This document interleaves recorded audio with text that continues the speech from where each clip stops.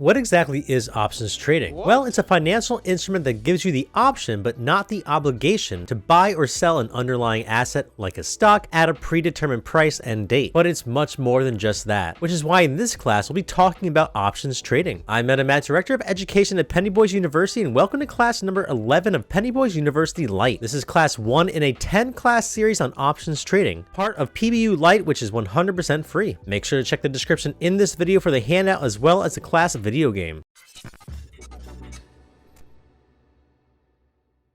Options trading involves buying or selling options contracts. Options contracts gives the buyer the right but not the obligation to buy or sell, and when it's buying it's called a call, and when it's selling it's called a put. An underlying asset, such as a stock, at a predetermined price, which is called the strike price, by a certain date, which is called the expiration date. The cost of these contracts are determined by the premium. So for example, let's pretend it's January 1st, and you are buying a call for ticker XYZ with a strike price of $30, an expiration date of February 3rd at a premium of 50 cents. That means that you're buying a contract that gives you the right to buy stock XYZ at $30 by February 3rd, and it will cost you 50 cents per share. Now here's the thing, an options contract is for 100 shares of the stock. So each call contract actually gives you the right to buy 100 shares of a stock at a specific time by a specific date. Exchanges show options premiums in terms of the price per share, not the total price you must pay to own the contract. So basically the premium shows you how much it would cost to buy the contract if the contract represented 1 share, but the contract represents 100 shares. So in this example, since the premium is 50 cents,